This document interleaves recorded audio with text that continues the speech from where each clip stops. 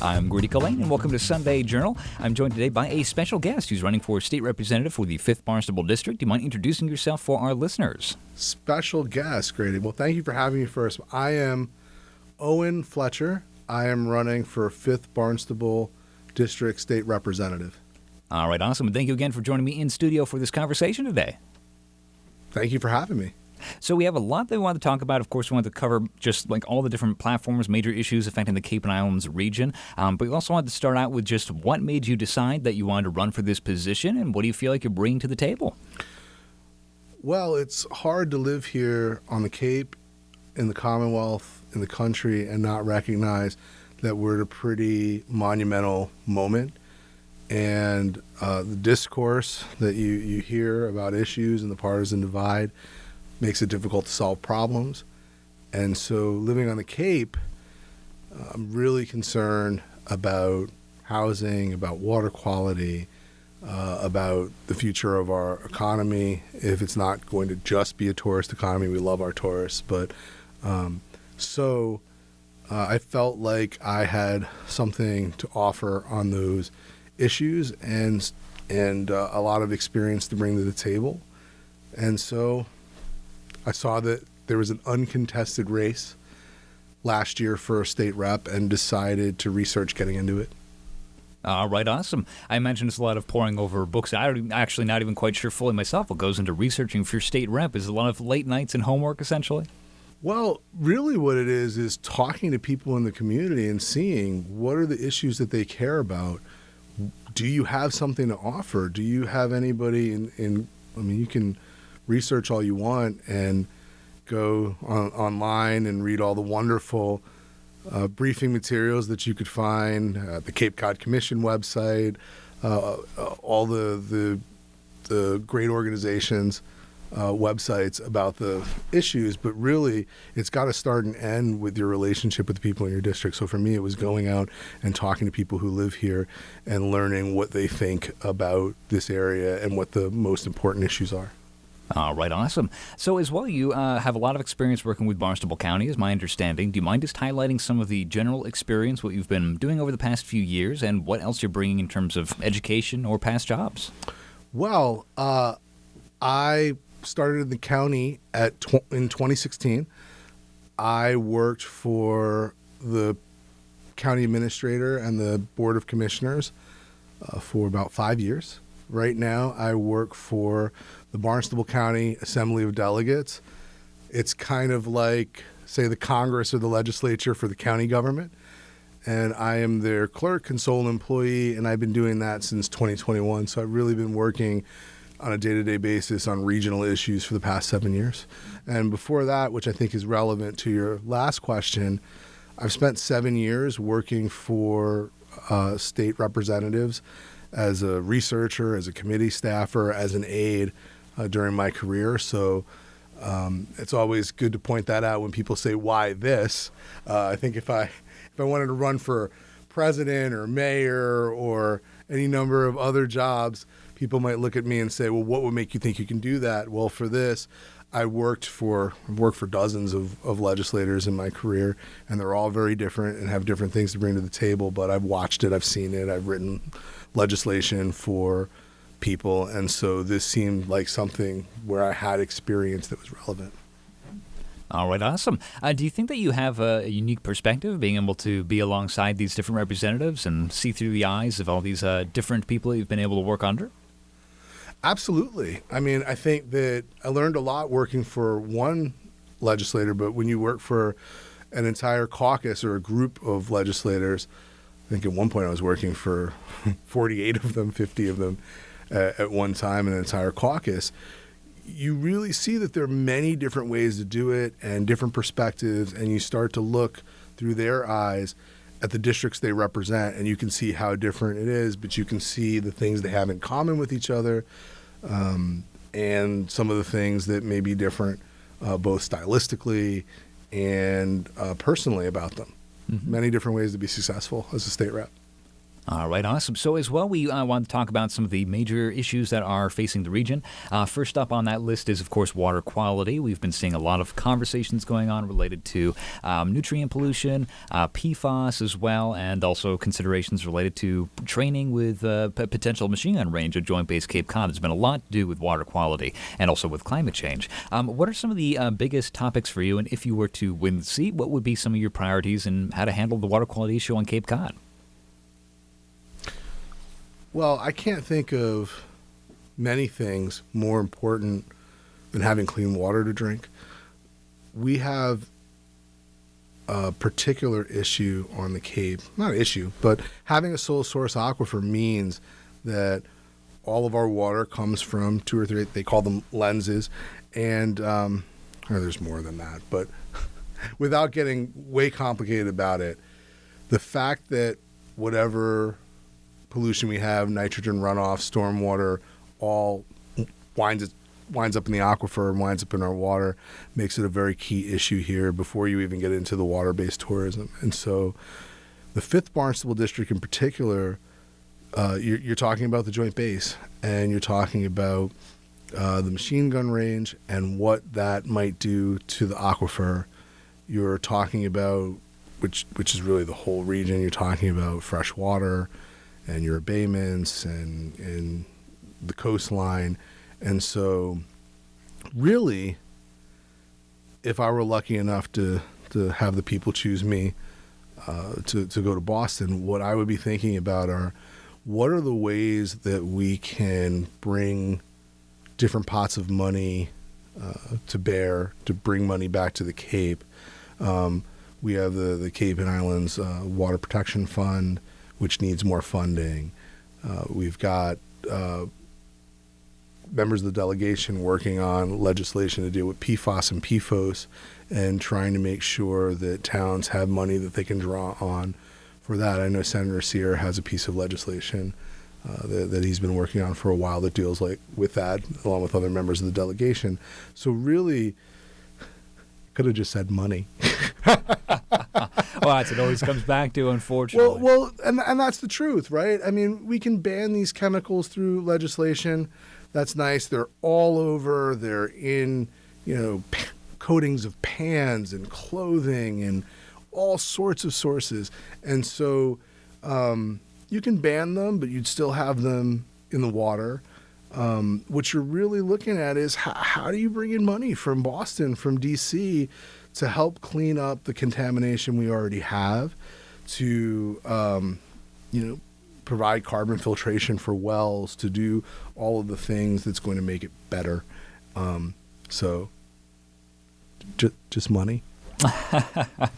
All right. Well, as well, next, speaking of money, one of the major topics related to transportation as of late is 2 rather large, rather expensive bridges that are going to cost about, I believe, over $4 billion to replace both of. Currently, the state is considering just going for a one-at-a-time approach to help kind of handle the costs, starting with the Sagamore Bridge. But there's lots of other transportation issues as well, especially climate change, low-lying roads, flooding, potential things related to storm surge. So let's talk about transportation, especially related to the bridges. What would be some of your goals winning the seat related to the bridges and some of the other transportation infrastructure across the Cape? Well, you threw me talking about water first, because if you were to look at some of my literature website, I talk about the bridges. I saw recently that an application went in for funding for the bridges. I know that our federal officials, Congressman Keating, Senator Markey, Senator Warren, Governor Healy, have decided to take a phased approach and focus on the Sagamore first. I know that they looked at which bridge had the most traffic and which bridge was in the best condition, and I know they did a huge amount of research before they decided that. So whatever's going to get it done, whatever's going to make it work. I think there was a concern that by going for too much funding at once for both bridges, that you were going to lose out on the ability to do any of that. I do want to say that there is a concern that I've heard raised that by not focusing on the Bourne Bridge as well, that it may come time to get the money from Board Bridge and it's not there, that you may face a situation where you're doing piecemeal repairs on the Bourne Bridge and you make it so it's less eligible for funding because it's in less poor shape than it would have been had we just replaced it at the outset. So I think for me, it's following those applications extremely closely, working with federal and state partners to stay on top of what's going on with the funding. We already saw one application fail for lack of state money.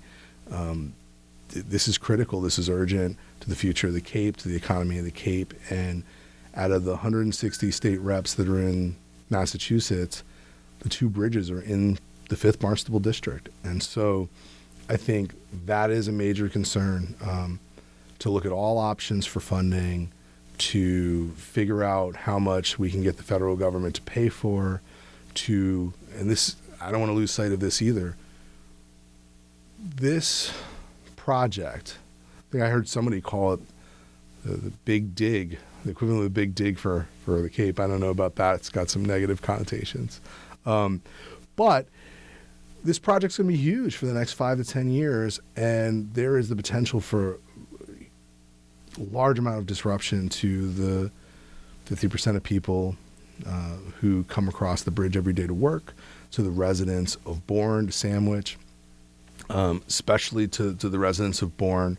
And so I think the district needs a representative who is staying on top of this, who's working with everybody that you can think of, from the governor's office to the Mass DOT or federal transportation to the federal delegation to state police, Bourne police, all of the stakeholders you can think of, to make sure that the residents who work here and cross that bridge every day, the residents who live by the bridge, have access to the information that they need, and that the effect on their lives is limited to the amount that we can limit that. So as well, you mentioned it yourself, about 50% of the Cape's workforce actually commutes from over the bridges. A lot of this has to do with our next topic, which is affordable housing and workforce housing too. So we wanted to ask you more questions about basically, what do you think of this issue that's ongoing? Do you have ways that maybe you're going to help combat some of the affordable housing issues? Have you seen things that have been working with other legislation or things happening locally that you're proud of? What would be your way of tackling this issue if you were to get that position? Okay. Well, the first thing I do want to point out is that these issues with housing are not going to be solved only from Boston. People are correct to be concerned, at least concerned, about the interplay between what's going on with state legislation, state money, and local control. I think there's no single answer on housing. This is going to be an all hands on deck, and you don't have a tool bag that only has a hammer. So you've got to see all of the tools that are available. But from a state perspective, and I think you can see this with the recent legislation proposed by the Healy-Driscoll administration, the bond bill, what you're looking at is giving towns all sorts of tools to tackle this. From, I've seen legislation based on a program in Vail, Colorado, that would allow towns to purchase deed restrictions on housing to make it affordable.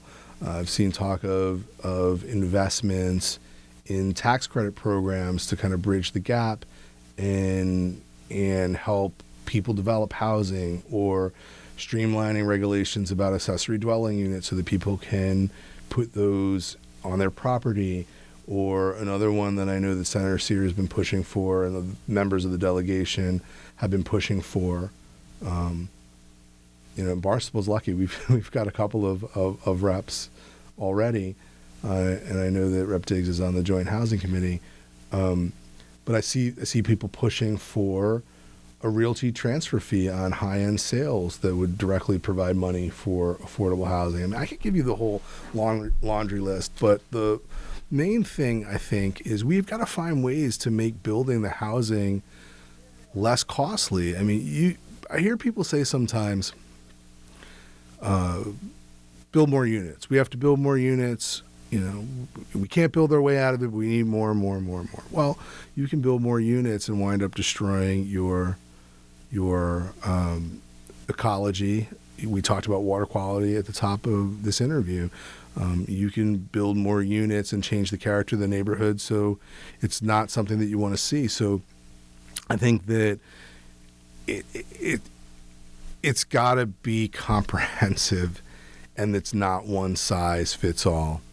But I think in the end, it's making the construction of these units less costly, because you can construct a ton of units, and people have seen this, and wind up having those units purchased by people outside the Commonwealth, or just people who have money to use them as condos for their trips to the Cape. We love our tourists and visitors, but we need housing here.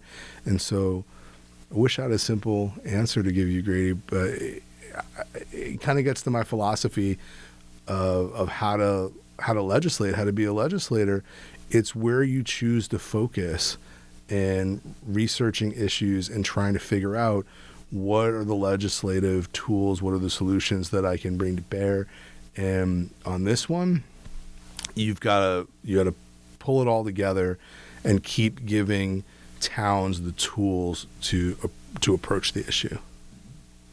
All right, awesome. Now, last major topic that I wanted to talk about is the influx of migrants happening, the emergency declared by the state in relation to the large amount of migrant families that have been coming to Massachusetts as of late. Emergency sheltering has been set up at multiple places across Cape Cod, Falmouth, Eastham, and as well Bourne, Joint Base Cape Cod included in there. I want to ask you, this is a very complex issue related between a lot of federal policy as well as local policy. Where do you think a state rep falls in that discussion? And what do you have in terms of comments on that issue, or ways that you wish you would like to see it handled? It's interesting that you should put it that way, because there's been a lot of talk about the federal immigration system and how it's failing and what needs to be done to change it. At a state level, what you're really talking about is, how do we deal with the migrants that we have, whether they traveled here illegally or legally? How do we deal with the influx of migrants to the Commonwealth and the people who are already here in the absence of comprehensive immigration reform? So if you're a state rep, what that means for you is, how do you make sure that you tailor state laws in a way that's going to deal with the fact that you have people here who are not citizens, deal with the fact that you have people here waiting for asylum hearings, deal with the fact that you have people here who may have come here illegally but are contributing members of our Massachusetts and the Commonwealth. How do you deal with that? And so what that means, and we've seen it, you have discussions about, do you provide documentation to people who are undocumented? Do you provide shelter to people who are here, who are going to be here, waiting for asylum hearings, or just because they're here? What do you do with those folks if they find themselves lacking in housing, lacking in benefits? How do you get them working papers? But really, you're trying to figure out how you create a system of laws in the Commonwealth to deal with the things that the Commonwealth can control versus federal immigration, where you could not control. I know that there's a sense that people have, and it's reasonable, that somehow our laws are too soft, and that's why people are coming here. Well, you can find other states that have tougher laws than we do, and they still see migration. People are going to come to where there's opportunity. People are going to come to where they think they have jobs. People are going to come to where family members and people from the community have already come. And so I think that as a rep, again, what you're looking for is, how do I deal with the laws of the Commonwealth to create a system that makes sense? I don't. People are passionate on both sides of these issues, and I understand it. That there are folks who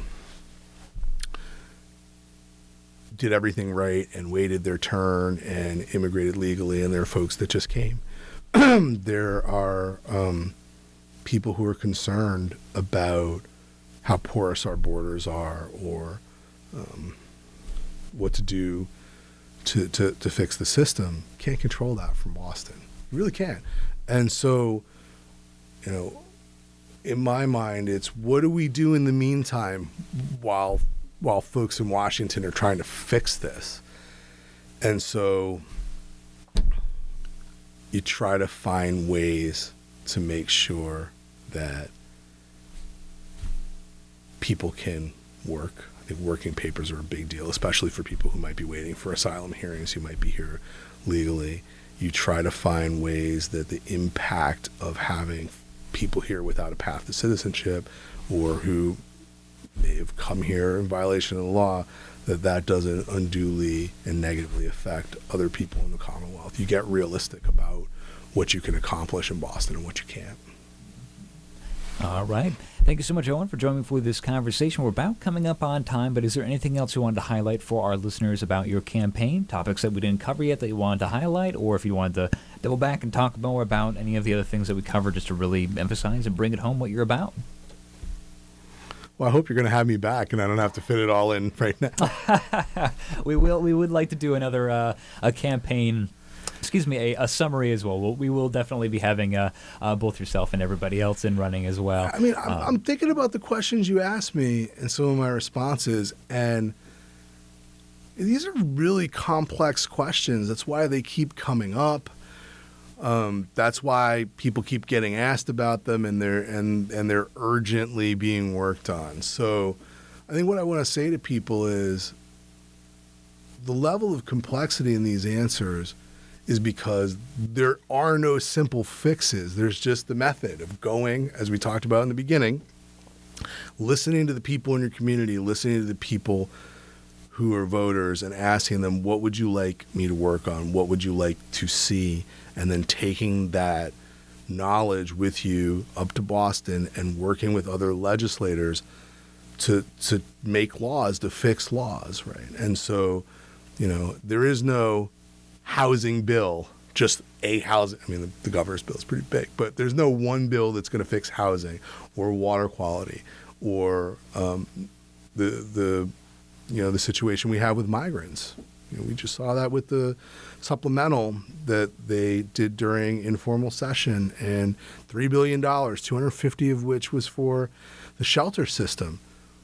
There's no simple fixes. What there is a method and a desire to get to work as one of 160 legislators and bring thoughtful solutions and, above all, what great money from the state budget to bear on these problems and to keep working at it and make them better than they were the session before.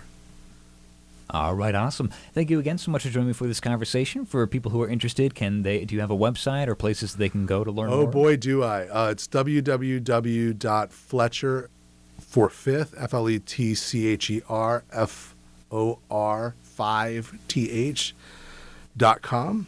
So they can reach me there. And I'm around. People can find me. Hopefully you'll have me back. We'll definitely have you back in the studio as well in the future. Thank you again so much for this conversation. I appreciate it. Thank you, Grady. I'm Grady Gillane in the CapeCod.com News Center, and thank you for listening to Sunday Journal.